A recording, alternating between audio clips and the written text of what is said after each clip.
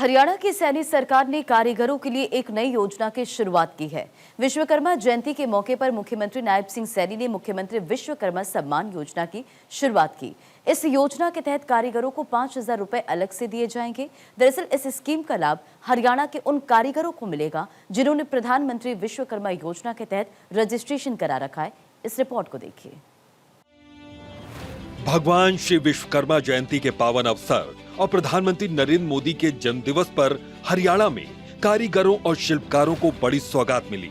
मुख्यमंत्री नायब सिंह सैनी ने मुख्यमंत्री विश्वकर्मा सम्मान योजना की शुरुआत की। इस योजना के अंतर्गत हरियाणा के उन कारीगरों को 5,000 रुपए का टॉप अप प्रोत्साहन दिया जाएगा जो प्रधानमंत्री विश्वकर्मा योजना में कौशल प्रशिक्षण प्राप्त करते हैं। मुख्यमंत्री ने विश्वकर्मा जयंती एवं श्रमिक दिवस समारोह पर आयोजित राज्य स्तरीय कार्यक्रम को संबोधित करते हुए कहा कि यह शुभ संयोग है कि आज दिव्य शिल्पी भगवान श्री विश्वकर्मा जी की जयंती है। मैं आज माननीय प्रधानमंत्री जी ने जो प्रेरणा लेकर के आज हम हरियाणा में मुख्यमंत्री विश्वकर्मा सम्मान योजना का आज हमने यहाँ शुभारंभ किया है। इस योजना से हरियाणा के उन कारीगरों को 5,000 रुपए का टॉप अप आज प्रोत्साहन के रूप में उनके खाते में पहुंचाया गया है। मित्रों, प्रधानमंत्री विश्वकर्मा योजना में कौशल प्रशिक्षण प्राप्त करते हैं। आज का यह कार्यक्रम रोहतक की इस पवित्र धरती पर हो रहा है जो श्रम और पौरुष की ये पहचान है। मुख्यमंत्री ने दिव्य शिल्पी भगवान विश्वकर्मा जी को नमन करते हुए कहा कि ये दिन उन सभी मेहनती, ईमानदार और कर्मठ श्रमिकों के प्रति सम्मान प्रकट करने का है। योजना में कारीगरों को कौशल प्रशिक्षण दिया जाता है। इस योजना में कारीगरों को कौशल प्रशिक्षण दिया जाता है। प्रशिक्षण के दौरान 500 रुपए प्रतिदिन स्टाइपेंड मिलता है। श्रमिकों को टूल किट भी दिया जाता है। कारोबार के लिए मामूली ब्याज दर पर ऋण दिया जाता है। उत्पादों के सत्यापन, ब्रांडिंग और प्रचार के लिए मदद की जाती है। ई-कॉमर्स जैम पोर्टल पर भी पहुंचा दी जाती है जिससे कारीगर अपने उत्पाद देश विदेश में कहीं भी बेच सकें। योजना को हरियाणा में लागू किया जा रहा है। प्रदेश में 41,366 आवेदक पंजीकृत हुए हैं। 30,655 कारीगरों का कौशल प्रशिक्षण पूरा हो चुका है। लगभग 12,000 कारीगरों को टूल किट भी दी जा चुकी है।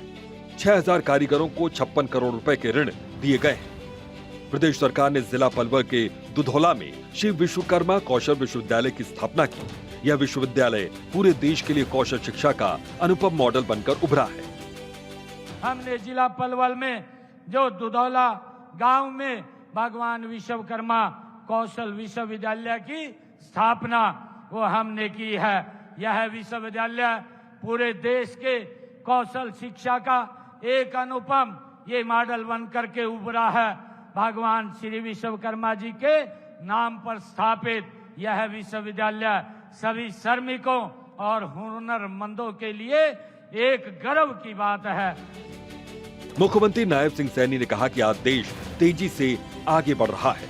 प्रधानमंत्री के कुशल नेतृत्व में भारत विश्व की चौथी सबसे मजबूत अर्थव्यवस्था बनने के बाद अब तीसरी सबसे मजबूत अर्थव्यवस्था बनने की ओर कदम बढ़ा चुका है। इस नीति के तहत अब तक लगभग 38 करोड़ रुपए की राशि प्रदान की गई। मुख्यमंत्री श्रम पुरस्कार योजना के तहत श्रेष्ठ श्रमिकों को पुरस्कार दिए जाते हैं। कन्यादान स्कीम से बेटियों की शादी में 1,01,000 रुपए की सहायता, बेटे और खुद की शादी पर भी 21,000 रुपए की शगुन राशि दी जाती है।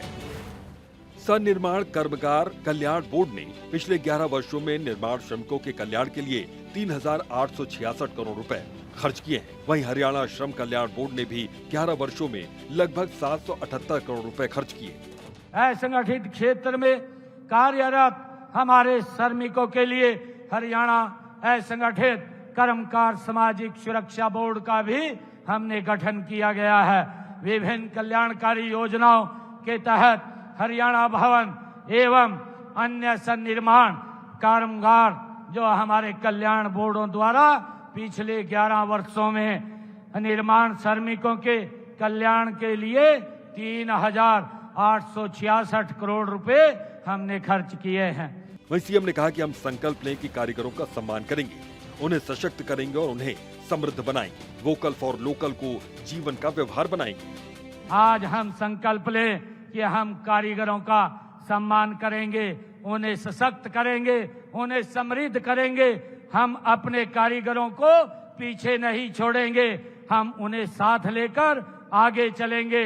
आइए वोकल फॉर लोकल को जीवन का व्यवहार बनाइए। त्योहारों में, उपहारों में, घर की मरम्मत में सबसे पहले अपने कारीगरों का दरवाजा खटखटाइए। प्रदेश सरकार सभी संत महापुरुषों की जयंती मना रही है। यह हम सब के लिए गौरव की बात है और संत महापुरुषों का सम्मान भी। देश के प्रधानमंत्री नरेंद्र मोदी के जन्मदिवस से अगले 2 अक्टूबर तक अनेक जागरूकता कार्यक्रमों का आयोजन किया जाएगा। चंडीगढ़ से डॉक्टर थानेश्वर शर्मा की रिपोर्ट।